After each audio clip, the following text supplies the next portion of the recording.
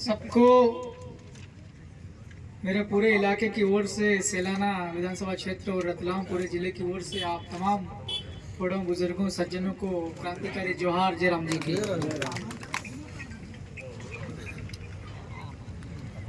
आदिवासी लोगों के बीच में बहुत लोगों ने पहले भी काम किए, चाहे वो समाज में सुधार का हो या आदिवासी लोगों की गरीबी दूर करने के लिए सरकारी काम हो, बहुत प्रयास हुए हैं। उसके बाद भी पूरे आदिवासी इलाकों में देखने में मिलता है कि आज भी बहुत परिस्थितियां, हालात खराब हैं। इसके पीछे बहुत सारी समाज की कुरीतियां हैं, कुछ परंपराएं ऐसी हमारे पूर्वजों ने स्थापित कर दी हैं जिनकी वजह से आज हमको परेशानियों का सामना करना पड़ रहा है। शराब और डीजे और दहेज, तीन चीज ना, ये तीन चीजें हैं, इनकी वजह से समाज गर्त की गहराइयों में जा रहा है। हम मोबाइल में लगातार देखते आ रहे हैं, आपके इलाके से ये चालू हुआ, मेरे ख्याल से भानु भाई अलीराजपुर जिले से चालू हुआ, शुरुआत यहीं से हुआ। 4-5 साल पहले से आप ही के यहाँ से लोगों ने चालू किया, आप लोगों ने ही।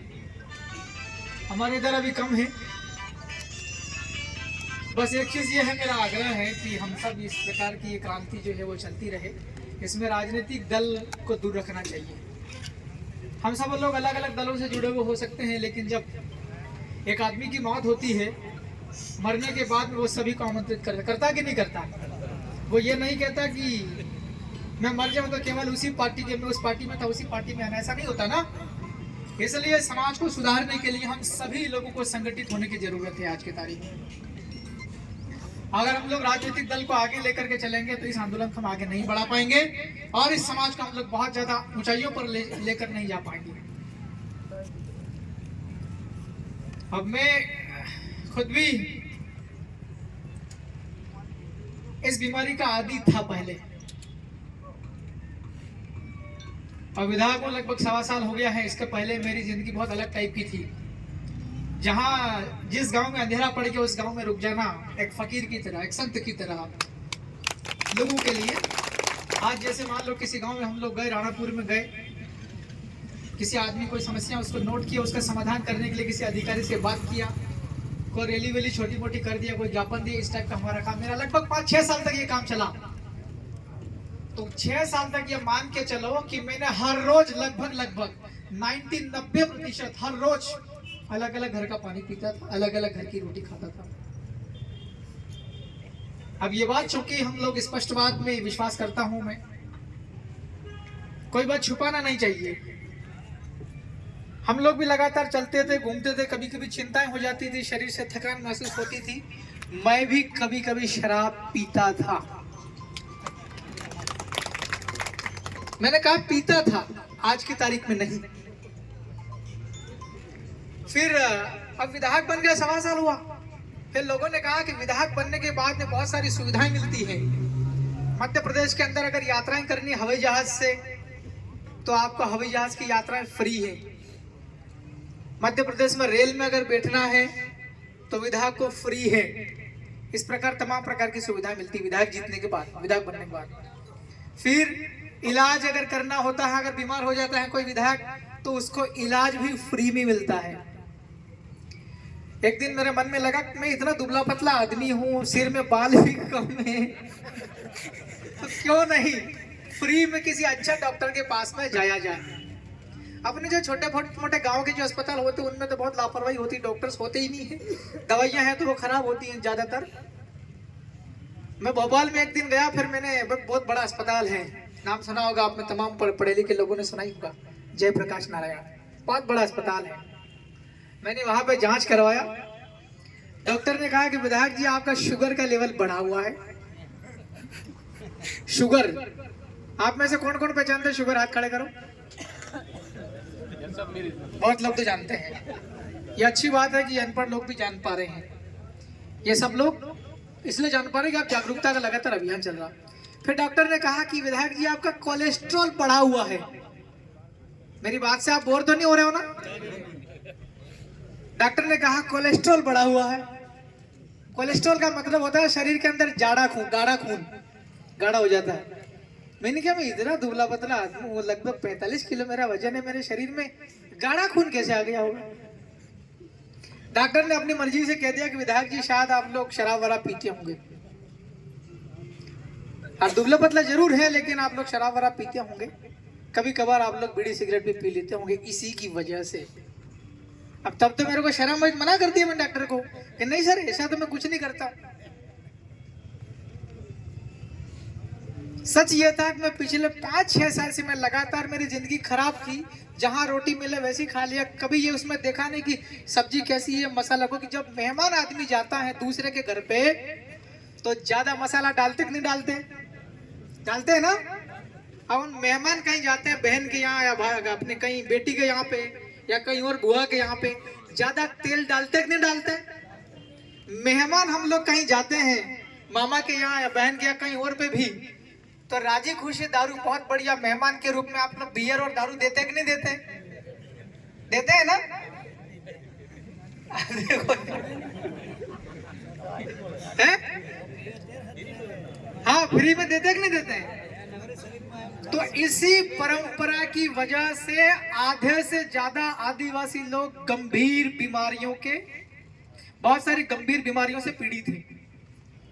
मैं पढ़ा लिखा आदमी हूँ, मैं ग्रेजुएट हूँ, उसके बावजूद मैं ध्यान भी रखता हूँ, उसके बावजूद भी मैं भी लगभग शुगर का पेशेंट मान के चलूं। क्लियर? मैं दुबला पतला होने के बावजूद भी शरीर के अंदर गाढ़ा खून है, ये डॉक्टर ने कह दिया। तो जो जाड़े जाड़े आदमी हैं उनको भी गंभीर बीमारी हो सकती कि नहीं हो सकती? जांच कराएंगे तो पता चलेगा। तो मेरा ये उदाहरण मैंने अपना, ये असली उदाहरण है, नकली नहीं है ना। तो मैंने क्या करा, विधायक बनने के बाद में धीरे धीरे कम कर दी। क्या करी? कम कर दी। अब लगभग मैंने छोड़ दी, ये मान के चलो। अब इससे फायदा क्या क्या होगा बता सकते हैं? दारू छोड़ने क्या फायदा है? हाँ,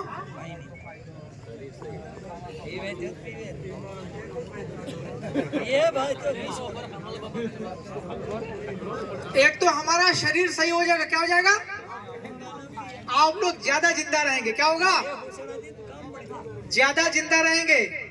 दूसरा, शरीर अगर खराब हो गया, आपके शरीर के अंदर में तमाम प्रकार की बीमारियां होती, दारू से और नशे से, सिगरेट बीड़ी जो भी है, कैंसर नाम की बीमारी होती, कैंसर। अगर एक बार आपको बीमारी लग गई कभी भी ठीक नहीं होगी, कभी ठीक होता ही नहीं है, वो मरना ही मरना आदमी को, कितना ही इलाज करवा लो। यहां तक कि अगर मान लो हाथ में कैंसर हो गया तो हाथ काट के फेंक दोगे तो भी बीमारी आ जाती है। अगर पैर में बीमारी लग गई तो वो पैर काट के फेंक दो तो भी बीमारी वापस पकड़ लेगी। मुंह में अगर बीमारी आ गई कैंसर की तो आपका मुंह का आधा हिस्सा काट के फेंक दो तो भी आपकी कैंसर की बीमारी आपको पकड़ लेगी। जो आदमी शराब पीता है या नशा करता है, चाहे बीड़ी हो, सिगरेट हो, गांजा हो, अफीम हो, कुछ भी हो, शराब हो, बियर हो, दारू हो, कैसी भी हो, मौड़ी का हो, किडनी, लीवर, फेफड़े, ये सब खत्म हो जाते हैं, टूट जाते हैं। ये दारू से नहीं बोले रहो? अच्छा, आदत पड़ेगी। तो हमने क्या कहा, मैं आपको दारू के जो दुष्परिणाम है उसके ऊपर मैं सच में बता रहा हूं कि जो हमारे समाज में क्यों नुकसान हो रहा है। शराब पीने से आदमी जल्दी मर जाता है, शराब पीने से आदमी बीमार हो जाता है, शरीर के अंदर बहुत जो जरूरी चीजें होती हैं वो खराब हो जाती है। दूसरा, अगर आदमी बीमार हो जाएगा, अस्पताल जाना पड़े कि नहीं जाना पड़े? सरकारी में जाओगे, आजकल की व्यवस्था ही ऐसी, जनसंख्या बहुत ज्यादा बढ़ गई, कदम कदम पे अस्पताल है, सही है, डॉक्टर नहीं मिल पा रहे हैं, खाली है डॉक्टर, अस्पताल में है नहीं, बहुत कम है, दवाइयां ठीक से मिलती नहीं है, इसलिए आदमी कहाँ जाता? प्राइवेट अस्पताल में जाता। जाते कि नहीं जाते? प्राइवेट अस्पताल में आपसे पैसे ज्यादा ले लिए जाते हैं। प्राइवेट अस्पताल में पैसा देना पड़ता है, ऐसा फ्री में इलाज नहीं होता जैसा सरकारी में होता है, इसलिए आदमी इलाज में लुटा जाता है। तो हम लोग तो ये कहना चाहता हूं मैं तो कि शराब पीने से बहुत नुकसान है। आदमी अगर शराबी बन जाता है, उसकी आदत पड़ जाती है दारू पीने की, वो अपने घर को चलाने पर ध्यान नहीं देता है, छोटे छोटे बच्चे हैं उनकी एजुकेशन में, पढ़ाई लिखाई पे ध्यान नहीं देता है, बुजुर्ग लोग हम बात करते हैं बुजुर्गों से कि आपने आपके लड़कों को क्यों नहीं पढ़ाया, अधेड़ उम्र के हैं, 50 साल के हैं, और उस 50 अधेड़ आदमी के पिताजी के मान लो 70 साल की उम्र है।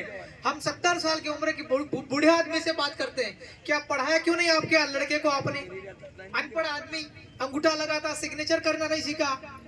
बुजुर्ग लोग बोलते हैं कि विधायक जी कहाँ नौकरी मिलती थी पहले, आज भी कहाँ नौकरी मिल रही है। हम ये कहना चाहते हैं पढ़ाई लिखाई नौकरी करने के लिए नहीं की जाती, पढ़ाई लिखाई अच्छा इंसान बनने के लिए की जाती। पढ़ाई लिखाई नौकरी पकड़ने के लिए नहीं की जाती। पढ़ाई लिखाई आपकी जमीन को कोई फर्जी तरीके से अंगूठा लगवा के रजिस्ट्री नामांतरण न कर ले, आपको जागरूक बनाए रखने के लिए पढ़ाई की जाती है। हम लोग जो लोग दारू पीते हैं, शराब पीते हैं, शराब की बोतल के ऊपर साफ साफ लिखा हुआ है कि नशा करने से कौन सी बीमारी होती? हानिकारक है शराब और उससे कैंसर होता है, लिखा हुआ। उसके बावजूद भी हमारे लोग पी रहे, क्योंकि हमारे लोग पढ़ाई लिखाई नहीं की है। ऐसा नियम में है कि शराब जो है वो उसके ऊपर अंग्रेजी में ही एक आध कोई किसी ब्रांड पे रहता है, हिंदी में लिखा हुआ, मगर ज्यादातर शराब के ऊपर अंग्रेजी में लिखा हुआ, राइट? एल्कोहल कॉजेस कैंसर, शराब से कैंसर का बीमारी होता। लेकिन हमारे आदिवासी लोग तो हिंदी भी नहीं जानते, वो अंग्रेजी कैसे पहचानेंगे? अगर कोई आदिवासी आदमी पढ़ा लिखा है, उसको थोड़ी बहुत अंग्रेजी आ रही, भले वो खेती करता, लेकिन शराब के ऊपर लिखा हुआ वो पढ़ तो लेगा कि नहीं पढ़ लेगा? पढ़ लेगा तो छोड़ देगा कि नहीं छोड़ देगा? इसलिए हम लोगों को, और जो पढ़ा लिखा आदमी शराबी भी है, दारू पीता हुआ आदमी ध्यान देता ही नहीं अपने बच्चों पर। आज आपने इतनी उम्र निकाल ली, मैं लगभग 34 साल का हूँ, मैंने भी अपने जीवन का बहुत टाइम जी लिया, लेकिन आने वाली पीढ़ियां भी अगर शराब में रहेगी, शराब के नशे की आदी रहेगी, बच्चों को पढ़ाएगी नहीं, अपने परिवार की महिलाओं के साथ, बहनों के साथ सही व्यवहार नहीं करेंगे, तो समाज गहराइयों में जाएगा कि नहीं जाएगा? गर्त की जाएगा ना। इस समाज को सही दिशा में ले जाने की सबको जिम्मेवारी है। आपका डीजे का चल रहा है, डीजे से कितना नुकसान है? लगातार हम खबरें देखते रहते हैं, समाचारों में आता, मोबाइल में आता कि जो आदमी बूढ़ा हो गया है या जो आदमी अपना जीवन चिंता में व्यतीत करता है, उसका दिल कमजोर हो जाता। क्या हो जाता? दिल कमजोर हो जाता। कितनों का पता दिल का मतलब क्या होता? हाँ, इधर दिल को क्या बोलते हैं? हमारे उधर सेलाना क्षेत्र में कहते हैं अयो, और आपके इधर कहते हैं हिया, हियो। छाती के अंदर एक ऐसी चीज है हमारे शरीर की, छाती के अंदर में, उसके बिना हम एक सांस नहीं ले सकते हैं। अगर वो कमजोर हो गया तो आदमी खड़ा खड़ा ही मर जाता है, अगर वो कमजोर हो गया तो आदमी सोया सोया ही मर जाता है। क्लियर? डीजे अगर बजता है तो उसकी आवाज से आजकल लोग बहुत मर रहे हैं। क्यों? क्योंकि वो जो यो है अपने छाती के अंदर का बहुत नाजुक चीज है, वो खराब हो जाती, तत्काल रुक जाता है शरीर में खून चलता चलता। एक तो हाँ फट जाता है, ये मान लो। दूसरा, इस डीजे से कितना नुकसान है? अगर डीजे बजता है तो छोटे छोटे जो बच्चे रहते हैं उनको नशा आ जाता। क्या आ जाता? नशो। डीजे बजने से नशा आ जाता, नाचने का नशा आ जाता, डीजे से नाचने का। जिस बच्चे को अपने रात पड़े घर में आकर के फेर कॉपी में लिखना चाहिए, पढ़ाई करना चाहिए, याद करना चाहिए, पाठ प्रश्न को उत्तर याद करना चाहिए, राइटिंग वर्क करना चाहिए, वो बच्चा गांव में डीजे बजता है तो उसको नशा आ जाता है नाचने का, सारा कॉपी किताब अपने घर में रख करके और निकल जाता, पूरी रात 2-2 बजे 3-3 बजे डीजे पे नाचता है। अब बताओ, और उसी डीजे पे नाचने के दौरान बच्चों के आपस में दोस्ती हो जाती है। क्या हो जाती है? दोस्ती हो जाती है। आजकल मोबाइल का जमाना है, हर घर में 2-2 3-3 मोबाइल है। मोबाइल में गलत चीजें आती हैं और वो छोटे छोटे बच्चों को आपस में, बच्चा और बच्ची की दोस्ती करा जाता है। ठीक है?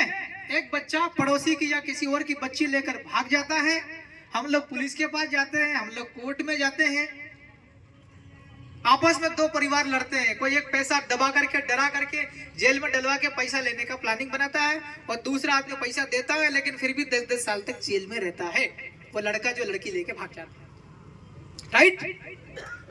तो ये इतने नुकसान, एक छोटी एक गलती करने से कितने नुकसान है, ये आप सबको एहसास हो रहा कि नहीं हो रहा? बहुत नुकसान है इससे। न वो पढ़ाई कर पा रहा है, उधर समाज के अंदर में गलत काम कर रहा है, किसी की लड़की लेके, किसी की बेटी लेके, किसी की बहन लेके भाग जाता है। ये पूरा अपना आदिवासी के बीच में हो रहा है, केवल आपकी यहाँ हो रहा है ऐसा नहीं है, हमारे इधर भी होता है, अलीराजपुर में होता है, धार में, सभी आदिवासी इलाकों में होता है। दहेज, अपने इधर क्या दहेज ही बोलते हैं ना, दापा बोलते हैं।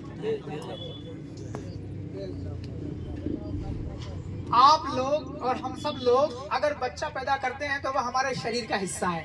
ये बात तो मानते हैं कि नहीं मानते? आपके जो बच्चे हैं वो आपका शरीर है, क्या है? लड़का हुआ वो भी आप ही के शरीर का हिस्सा है, लड़की हुई वो भी आप ही के शरीर की है। वो बड़ी हो जाती है तो क्या हमको हमारे शरीर को बेचना चाहिए, शरीर के टुकड़े को? हा? हमारा बेटा, जैसे मान लो मेरा बच्चा है तो वो मेरा दिल का कलेजा है, वो क्या है? आपने पैदा किया तो आपका बच्चा क्या है? आपके शरीर का हिस्सा है। हमारे शरीर का हिस्सा एक इंसान बना है, एक लड़की बनी है और उसको हम लोग बेचते हैं 1 लाख 2 लाख 5 लाख।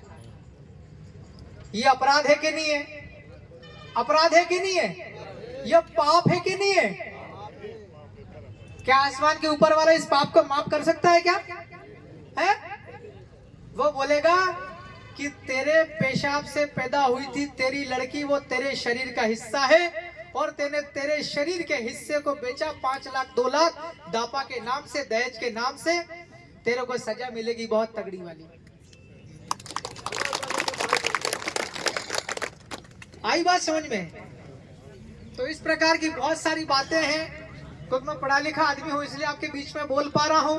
अगर मेरे पिताजी भी शराबी होता, शराब पीने का आदी होता मेरा पिताजी, तो मुझे पढ़ने लिखने के लिए स्कूल नहीं भेजता।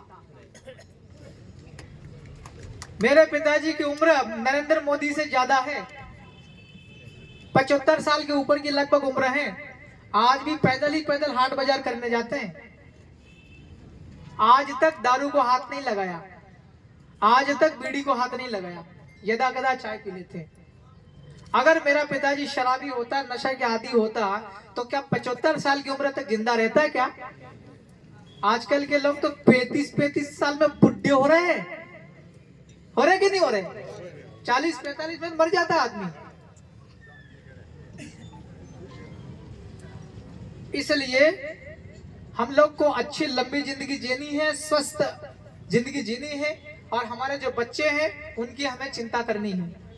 अगर हम लोग हमारे बच्चों की चिंता नहीं करेंगे, परिवार की चिंता नहीं करेंगे, तो मरने के बाद में कुदरती शक्ति, प्रकृति, ईश्वर हमें माफ नहीं करेगा। इतना जरूर ध्यान रख लेना। ऐसा जन जागरण तो लगातार चलता रहेगा, सब लोग बैठेंगे, सब भाषण देंगे, लेकिन इन सब बातों को आप लोग ग्रहण करते हो कि नहीं करते हो, ये महत्वपूर्ण है। एक और बड़ी महत्वपूर्ण बात है, झाबुआ जिला बहुत बड़ा है, राणापुर बहुत बड़ा है, थोड़े बहुत लोग इधर अलीराजपुर जिले के भी आए होंगे, मैं भी रतलाम जिले से हूँ, मेरे साथ में भी 3-4 लोग हैं। हम 3 जिलों के लोग यहाँ पर है कि नहीं है? और यहाँ पर चर्चा का मतलब केवल हमें ही छोड़ना ये नहीं, डीजे, दारू और दहेज, हमको दूसरों से भी छुड़वाना है। आप सभी लोग अपने अपने परिवार में जाकर के, आपका भाई हो, आपका पिता हो, आपका दामाद हो, जमाई हो, सबको ये कहना है कि शराब, दारू, डीजे और दहेज से ये नुकसान है, छोड़ दे। और नहीं छोड़ेगा पूरा परिवार बर्बाद होगा और मरने के बाद में ईश्वर माफ नहीं करेगा। मेरी बातों को आपने बहुत गौर से सुना है, मुझे उम्मीद है आप लोग इसके ऊपर काम करेंगे। मेरे से पहले तमाम बड़े बड़े